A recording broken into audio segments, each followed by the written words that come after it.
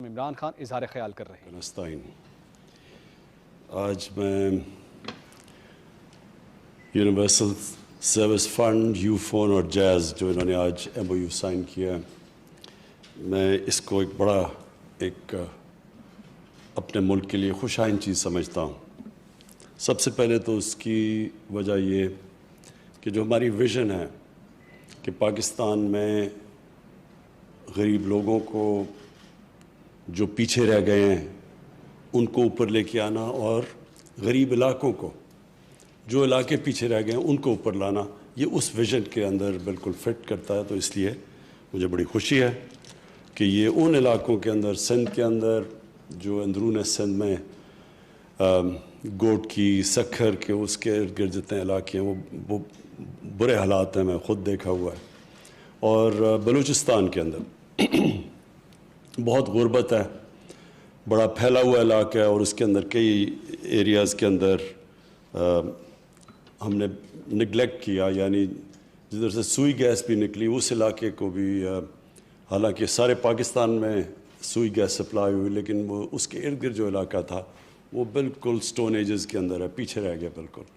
تو یہ ایک جو لاپ سائڈڈ ڈیولپمنٹ ہمارے ملک میں ہوتی ہے، اس کے بہت برے اثرات ہوتے ہیں معاشرے پہ۔ دنیا میں بھی جب یہ جو دنیا کی ڈیولپمنٹ ہے، اس کے اندر بھی آپ دیکھتے ہیں کہ جب غریب ملک غریب تر ہوتے جاتے ہیں اور پیسہ سارا ایکیومولیٹ پیسے والے ملکوں میں ہو جاتا ہے، اور وہ سارے جو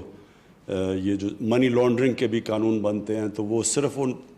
طاقتور ملکوں کو پروٹیکٹ کرتے ہیں، کمزور ملکوں کو کوئی پروٹیکٹ نہیں کرتا۔ تو اس کا نتیجہ پھر ہوتا ہے یہ جو اکنامک مائیگرنٹس ہیں، بیچارے کشتیوں میں جا رہے ہوتے ہیں، کوئی ڈوب رہے ہوتے ہیں، بچے لے کے جا رہے ہوتے ہیں، اور پھر وہ فینس لگا رہے ہوتے ہیں اور دیواریں بنا رہے ہوتے ہیں ان لوگوں کو باہر رکھنے کی۔ یہ ایک جب دنیا کے اندر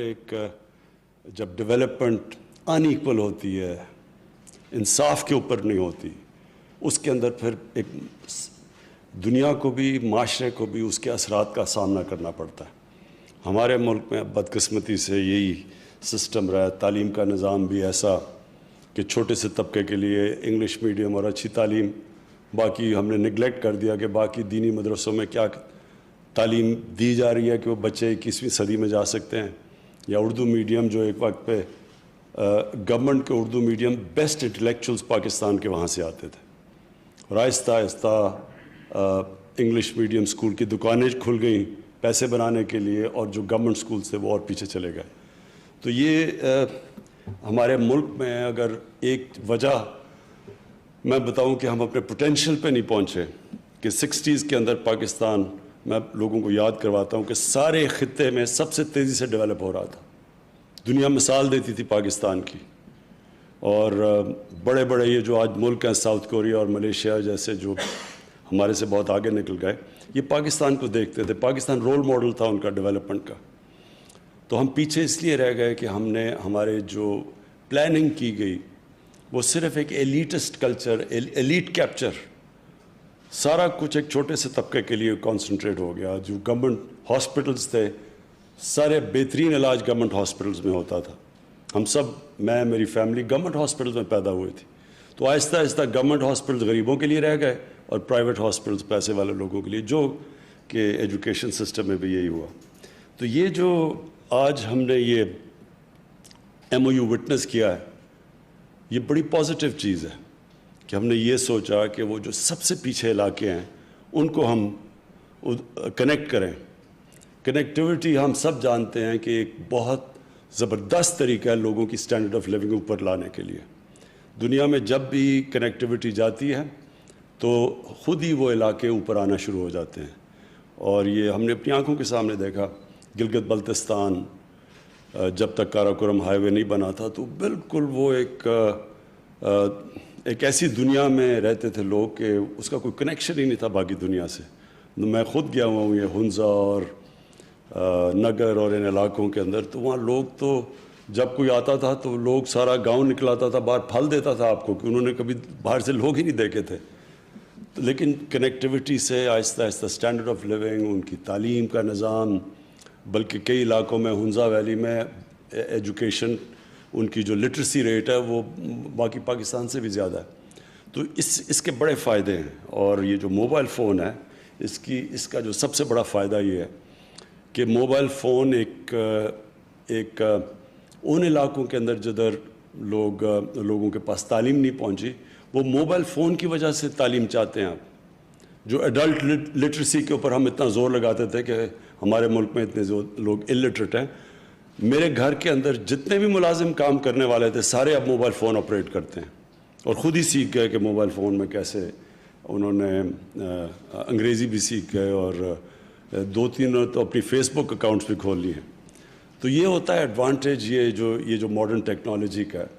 اور یہ جو اب اگلا دور آ رہا ہے ٹیکنالوجی جو کہتے ہیں کہ 5th انڈسٹریل ریولوشن, اس میں اس کا بہت بڑا ہاتھ ہوگا.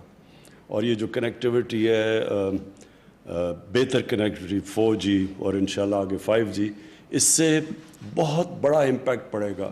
اور یہ جو کووڈ کے دوران ہم نے جو ورچوئل ایجوکیشن سسٹم شروع کیا ٹی وی کے اوپر لوگوں, یہ کیچ آن کر گیا. اور یہ ہمیں بھی اس سے اب آئیڈیاز ملا ہے کہ ان علاقوں پہ جدھر ہم اچھے سکولز یا ٹیچرز نہیں بھیج سکتے, ریموٹ علاقوں میں, ادھر ہم استعمال کر سکتے ہیں یہ ورچوئل ایجوکیشن سسٹم. اب تو ہماری ساری کانفرنسز بھی ورچوئل ہوتی ہیں. اب تو UN کی جو جنرل اسمبلی کی میٹنگ بھی ورچوئل تھی. تو یہ بڑا ایک ہر کرائسس میں ایک اپرچونٹی ملتی ہے, اور یہ زبردست اپرچونٹی ہے کہ ہم اپنے ان علاقوں تک پہنچ جائیں جہاں بچوں کو اب تک اپرچونٹیز نہیں ملی. میں صرف آخر میں سٹریس کرنا چاہتا ہوں یہ جو ڈیجیٹل پاکستان ہے, یہ ہے فیوچر پاکستان کا. اور جو IT کی منسٹری ہے, امین آپ کی منسٹری اچھا کام کر رہی ہے, لیکن ابھی ہم نے بہت اور کام کرنا ہے. یہ جو آپ کا آئیڈیا IT پارکس کا, یہ بڑا امپورٹنٹ ہے کیونکہ اس کی ڈائریکٹلی ریلیٹڈ ہے. اگر آپ کی IT پارکس ڈیولپ ہوتی ہیں تو وہ ڈائریکٹلی آپ کی IT ایکسپورٹس کے اوپر امپیکٹ پڑتا ہے.